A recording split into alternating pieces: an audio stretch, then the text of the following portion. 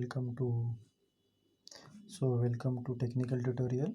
आज हम commercial compressor देख रहे हैं। कंप्रेसर बेसिकली मैकेनिकल डिवाइस है और कंप्रेसर रेफ्रिजरेशन सिस्टम का महत्वपूर्ण पार्ट है। इसके अलावा और भी कुछ पार्ट होते हैं जैसे कि कैपिलरी, इवापोरेटर, कंडेंसर। आज हम कंप्रेसर के बारे में देखेंगे और इसके आगे क्लासिफिकेशन भी देखेंगे कि कंप्रेसर कैसे क्लासीफाई किया जाता है या उसका वर्गीकरण कैसे किया जाता है।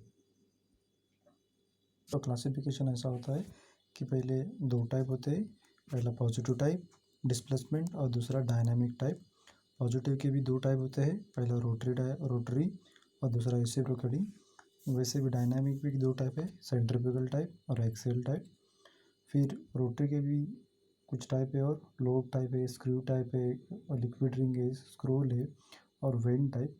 रेसिप्रोकेटिंग भी तीन टाइप में फिर डिवाइड होता है, पहला डायफ्राम टाइप, डबल एक्टिंग और सिंगल एक्टिंग। ये हमारा ब्रीफली क्लासिफिकेशन है। इसके अलावा भी हम उस और तरीके से इसको डिफ्रेंशिएट कर सकते हैं, मगर उसके पहले हम इसको पॉजिटिव डिस्प्लेसमेंट और डायनामिक का क्या डिफरेंस है वो जान लेंगे। ओके, ये हमने सिलेंडर निकाला, इसके अंदर ये हमारा पिस्टन है। ओके, तो यहाँ से क्या होगा, सक्शन हो जाएगा। ओके, यहाँ से डिस्चार्ज होगा और ये जो कुछ भी हमारा एरिया है, ओके, इसके अंदर क्या होगा कि रेफ्रिजरेंट अंदर आएगा और यहाँ से हम जब पिस्टन ऊपर मूव करेगा तो क्या होगा, इसके अंदर ट्रैप हो जाएगा। ओके, एक फिक्स अमाउंट में हम क्या करते हैं, इसको ट्रैपिंग करते या उसके ऊपर प्रेशर बनाते, दबाव क्रिएट करते हैं। तो ये क्या है, जगह फिक्स है। ओके, इसको दबाव बढ़ाने के बाद क्या होता है कि इसका प्रेशर बढ़ जाता है। ओके, जब वो अंदर आया था सक्शन साइड से तब उसका टेम्परेचर P1 था, जब वो उसके ऊपर हमने प्रेशर डाल दिया तब क्या हुआ, उसका प्रेशर P2 हो गया। उसका टेम्परेचर भी बढ़ता है। ओके, इसका जो फ्लो रेट है वो कम है, जैसे कि यहाँ से आता है और उसके बाद में यहाँ डिलीवरी या डिस्चार्ज होता है। एट ए टाइम दोनों वर्क नहीं होते, सक्शन भी हो गया और डिस्चार्ज भी हो गया। इसके ऐसे इस वजह से इसको पॉजिटिव टाइप डिस्प्लेसमेंट कहते हैं। ओके, फिर उसमें क्या होता है कि हमारा आई है, उसके बाद में ये इम्पेलर होता है, उसके ऊपर ओके फिर से निकालते, ये हमारा आई होता है, इसके ऊपर एक इम्पेलर होता है, इसके ऊपर हम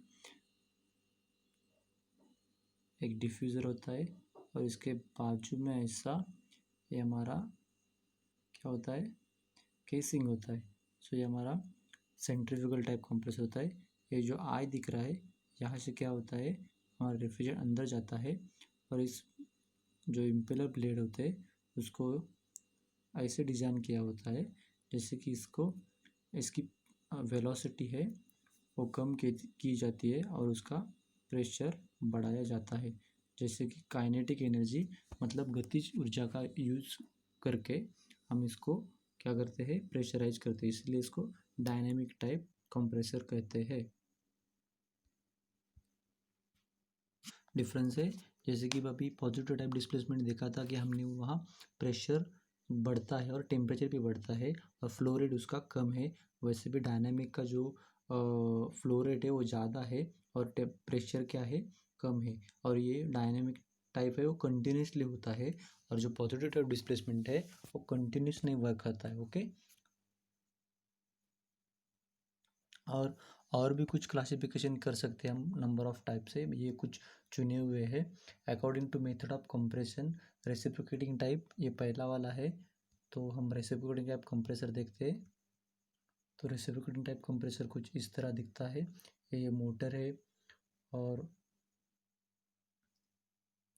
ये हमारा मोटर है और इस तरह ऐसे बेल्ट ड्राइव से उसको क्या किया जाता है, कनेक्ट करके यहाँ जो पिस्टन दिख रहा है इसके अंदर, वो घुमाए जाते हैं और रेफ्रिजरेंट को कंप्रेस किया जाता है इसमें।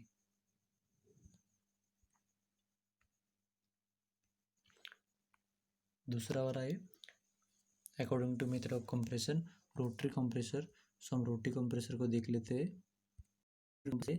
इसमें हम देख सकते हैं सक्शन यहाँ पे या डिस्चार्ज और ये रोटरी वेन है। ओके, और यहाँ ये इसका मोटर है, उसके ऊपर हम उसको शाफ्ट ही हम क्या करते हैं, रोटरी वेन कपल करते हैं। सेंट्रीफ्यूगल टाइप कंप्रेसर कुछ इस तरह दिखता है।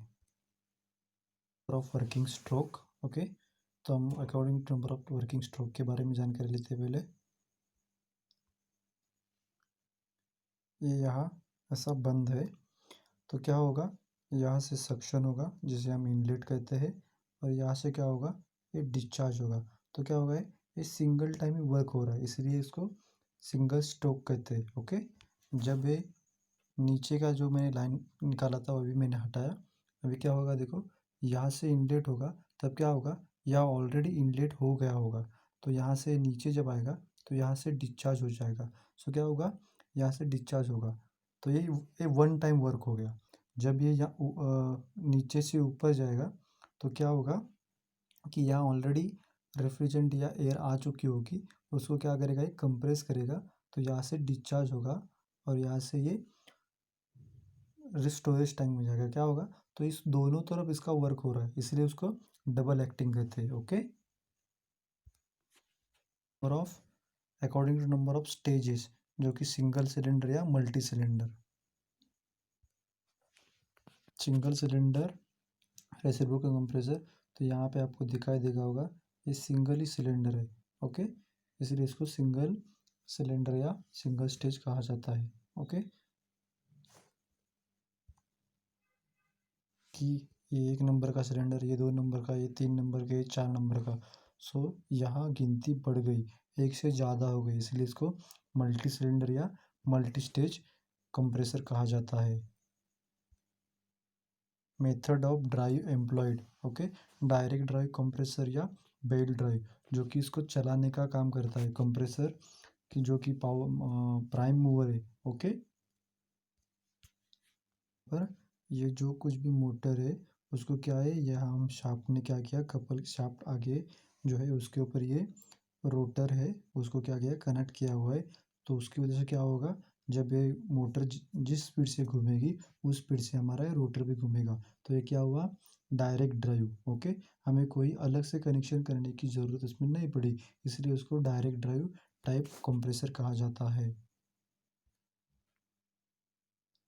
उसे क्या करते हैं हम, बेल्ट ड्राइव। तो ये देखिए बेल्ट यहाँ से यहाँ, ओके, यहाँ पे भी एक पुली होगी, उसके ऊपर से ये ऐसा बेल्ट आएगा। ओके, तो ये क्या हुआ, बेल्ट ड्राइव। यहाँ जो कुछ भी मोटर है इस साइड में, ओके, इस साइड में जो कुछ भी मोटर है, तो ये हमको यहाँ दिख रहा है सिलेंडर के। ओके, सो जिस स्पीड से यहाँ हमारी मोटर घूमेगी उस स्पीड से यहाँ के जो कि पिस्टन है इस कंप्रेसर के अंदर वो घूमेंगे। Okay, according to location of prime mover. Okay, जो भी हमने देखा से घुमाने का जो कि तरीका है कंप्रेसर को, उसके टाइप से सेमी हर्मेटिक टाइप और hermetic type. Semi hermetic type compressor कुछ इस तरह होता है, इसका कुछ पार्ट हम खोल सकते हैं, जैसे कि ये सिलेंडर के हेड दिख रहे हैं। ओके, ये हम खोल सकते हैं, इसलिए इसको सेमी हर्मेटिक टाइप कंप्रेसर कहा जाता है। कंप्रेसर जिसमें ये पूरा बंद होता है, और ये आप देख रहे हो, इसमें ये जो पोर्शन है यहाँ वेल्डिंग किया होता है। ओके, यहाँ वेल्डिंग किया होता है, तो पूरा बंद होगा, तो हम इसे खोल नहीं सकते, इसलिए इसको हर्मेटिक टाइप कंप्रेसर कहते हैं। जो यहाँ आपको दिख रही है मोटर और ये जो शाफ्ट है उसके अंदर ही हम यहाँ पिस्टन कपल कर देते हैं, और जिसकी वजह से ये घूमता रहता है और हमें एनर्जी क्रिएट करता है, जैसे कि प्रेशर डेवलप होता है, और प्रेशर डेवलप होने के बाद वो डिस्चार्ज से बाहर आता है। सो इस तरह हर्मेटिक कंप्रेसर दिखता है और ऐसा काम करता है। हम आगे देखेंगे जब उसका क्लासिफिकेशन हो जाएगा अच्छी तरह से। तो आज के लिए इतना ही।